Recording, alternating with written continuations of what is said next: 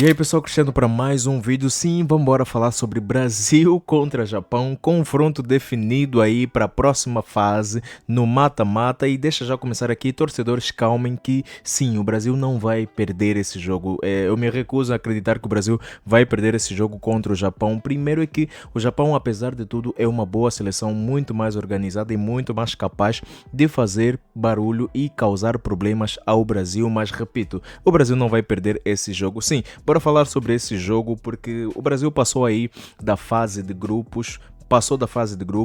Começou de um jeito meio assim, mas depois começou a engrenar, começou a demonstrar um pouquinho de evolução e fez um bom final de fase de grupos, saiu em primeiro. Vamos ver um pouquinho mais um pouco do que foi esse início aí do Brasil na fase de grupo e vamos falar mais um pouco desse confronto. Eu acredito que promete muita coisa. Segunda-feira, dia 29, só para deixar claro, dia 29 é o meu aniversário, então o Brasil vai jogar no meu aniversário e nada mais, nada melhor do que o Brasil vencer, porque precisa vencer e eu quero celebrar o meu aniversário da forma mais feliz possível, senão amigos, pessoas próximas praticamente vão ficar totalmente tristes e eu não quero que seja um dia triste, então que seja um bom dia e um bom aniversário para mim também. Bom, o Brasil começou aí a Copa do Mundo 2026 no Canadá, Estados Unidos e México, daquele jeito, começando aí contra o Marrocos, que foi a seleção que eu acredito ser a mais difícil do grupo, ou que foi a mais difícil do grupo, e que era o jogo que não se sabia se o Brasil iria começar empatando, vencendo ou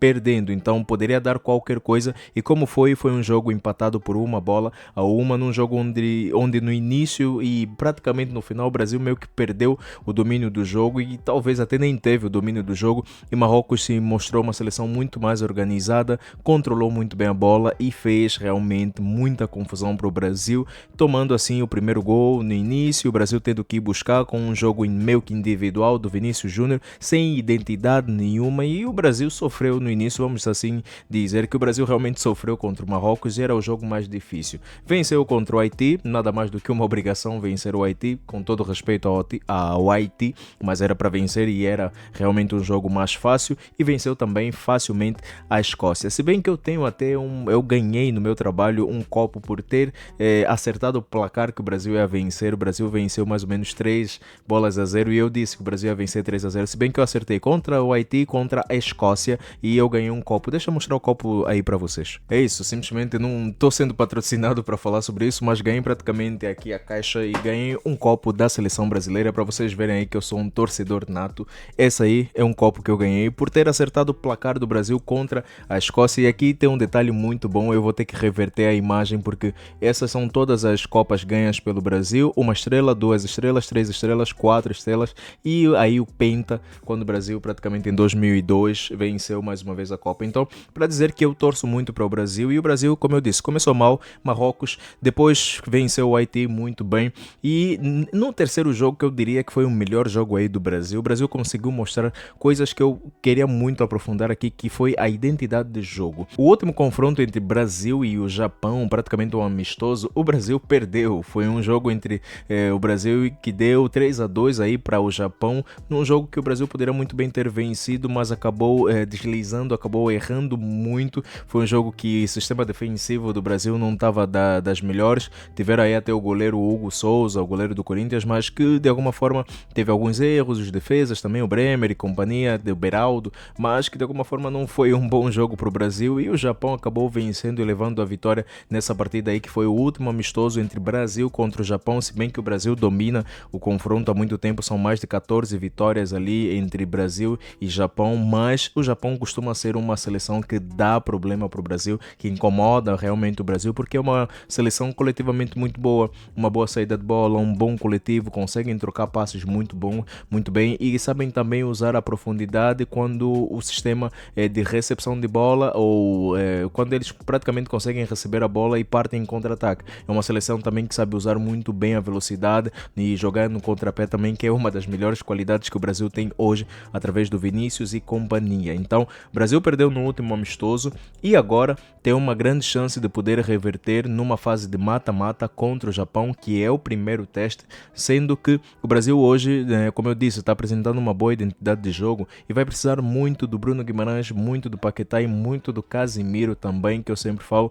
porque é o meio de campo do Brasil que está ditando agora o jogo e eu pude perceber isso contra o jogo da Escócia. O Brasil conseguiu conectar facilmente o Vinícius várias vezes, facilmente o Matheus Cunha também, o Bruno Guimarães fez 2 assistências e isso é uma das coisas que faz um grande diferencial aí, que se torna um grande diferencial para a seleção brasileira, principalmente quando encontrar outras seleções que vão exigir mais. A Escócia não exige muito e não exigiu muito do Brasil. Uma Holanda, por exemplo, se fosse contra a Holanda, exigiria muito mais controle desse meio de campo, que foi ou tem sido um dos grandes problemas do Brasil, mas porém contra a Escócia foi muito melhor.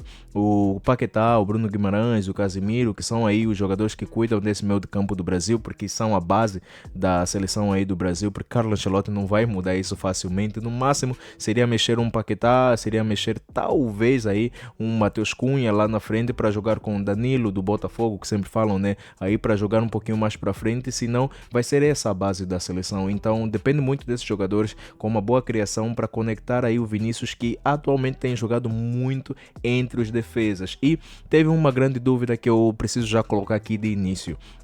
Neymar vai jogar? Não sei. Vai ser titular? Também não sei. Vai jogar, sei lá, 10, 15, 20, 30 minutos? Também não sei. E como é que ele vai jogar? E será que ele vai conseguir se conectar com o Vinícius, que tem sido praticamente o protagonista da seleção brasileira atualmente? E a minha grande pergunta seria, será que o Neymar está disposto a ser um coadjuvante e não praticamente o protagonista? Porque nesse momento o Vinícius tem assumido muito o protagonismo da seleção brasileira, o que é bom para o Brasil, porque sempre cobrou do Vini, sempre cobraram do Vini, que é um dos melhores jogadores do mundo, mas que quando chegava no Brasil não conseguia apresentar um bom futebol. Então esse é o meu grande questionamento. Não sei se o Neymar vai jogar titular, não sei se ele vai entrar para jogar 20, 30 minutos, e se entrar, como é que ele vai jogar, como é que ele vai agregar, será que ele está pronto para agregar para a seleção, fazer aquela função 10, que ele é melhor do que eu para fazer isso e para falar sobre isso, mas que de alguma forma o Vinícius está conseguindo receber passes do Bruno Guimarães, passes do Matheus Cunha,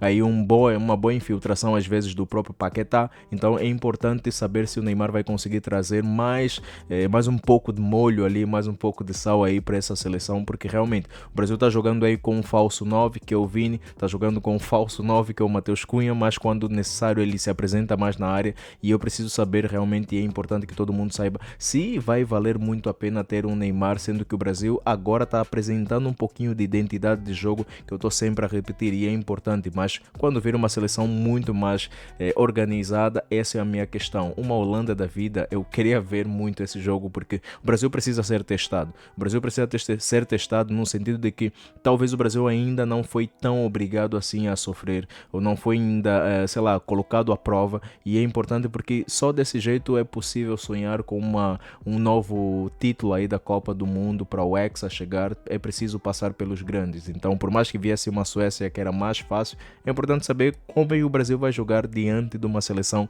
tão grande. Essa é a pergunta. Bom, sabemos que Carlo Ancelotti praticamente meio que odeia o Endrick, mas claro, é uma zoeira, mas o Endrick acaba não entrando assim tanto, e quando entra já está finalizando o jogo já está ganho, mas seria uma grande opção, assim como também o Ryan, que foi muito bem, sendo substituto aí do Rafinha, que saiu tocado, Rafinha aí com uma lesão, e o Ryan acabou se apresentando muito bem, fez a primeira assistência, falamos aí no vídeo passado, mas eu acredito que ele vai fazer uma grande diferença, indo para cima, driblando e tentando finalizar. É uma das grandes qualidades do Ryan nesse ano, e eu acredito que se o Ancelotti começar com o Ryan, por mim tá tudo bem, pode não ser o Endrick, desde que o Ryan faça aquilo que ele mesmo tem feito na liga inglesa, que foi usar essa explosão dele também, usar muito bem a velocidade, a sua capacidade de ser um jogador muito forte, tentar infiltrar e tentar finalizar, ou achar os espaços aí para o Matheus Cunha ou para o Vinícius, que foi o que ele fez ali no jogo passado, usando muito bem da sua força para fazer pressão e fazendo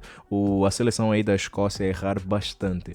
Uma das coisas que eu vou querer bastante que continue a acontecer é o Vinícius Júnior que ele continue sendo esse jogador muito, mas muito decisivo e muito impactante, positivamente impactante, sendo o melhor jogador em campo, ou desde que ele contribua de tal maneira que outros jogadores possam brilhar, porque é desse jeito que o Brasil pode vencer, e o grande diferencial está nesse jogador. Vinícius Júnior precisa continuar sendo esse jogador, está aí agora acompanhando a artilharia dos melhores marcadores aí da Copa do Mundo, atrás simplesmente do Messi, Mbappé e Haaland. Então é importante que o Vinícius continue sendo esse jogador. Esse é o meu questionamento e eu queria trazer essa grande visão. Eu acho que Carlo Ancelotti foi sincero quando disse que está feliz com a prestação do Neymar e com o trabalho dele de recuperação, e que é possível que o Neymar jogue 90 minutos, mas eu preciso muito trazer aqui a minha visão de que esse treinador é um treinador que é muito sério quando ele traz as suas convicções. Então, se ele está convicto de A, vai ser A, e quando não é B, não é B. Então, às vezes a seleção ou os torcedores vão querer um Endrick, e às vezes ele não vai ver da mesma forma. Às vezes a seleção vai precisar do Neymar, mas talvez ele não está vendo da mesma forma. Então, muitas das vezes alguns movimentos do treinador vão muito à esquerda de que muita gente está pensando. Então, dá para acreditar, porque é um treinador muito grande, é um treinador com uma grande capacidade de gerenciamento de elenco. Ele é um dos melhores gestores de grupo que eu conheço. Então, hoje o Vini consegue ser o Vini do Real Madrid, ou está sendo um Vini do Real Madrid. Eu sei que ainda é cedo, a fase do mata-mata vai exigir muito mais desse Vinícius, mas o Carlo Ancelotti está mostrando uma identidade de jogo, que é um jogo que o Brasil não precisa segurar tanto a bola, mas saber usar no contrapé, quando recupera essa bola, usar muito essa explosão do Vinícius, que às vezes é um falso 9, jogando aí atrás das defesas. Então é importante que o Carlo Ancelotti traga mais um pouco dessa visão e saiba reforçar quando alguns não tiverem a responder, e que não tenha medo de mexer, não tenha medo de trocar. Quando o Endrick precisar entrar, que entre, tem que ser desse jeito. Confronto definido, vamos ver o que é que vai dar. Brasil está mostrando crescimento e é bom, porque dentro do campeonato o clube vai vencendo, vai crescendo, a seleção vai crescendo, vai demonstrando casca, vai demonstrando maturidade, e que está pronta para a cada confronto. Então é importante que seja um jogo de cada vez, uma seleção, estudando uma seleção por vez, e assim até finalizar. Quem sabe o Brasil vence. Então deixa um like, se inscreva no canal, e eu vou aproveitar, finalizar aí o jogo da França e ver o que é que vai dar, porque depois vai ter mais vídeo no canal. Nos vemos pela próxima.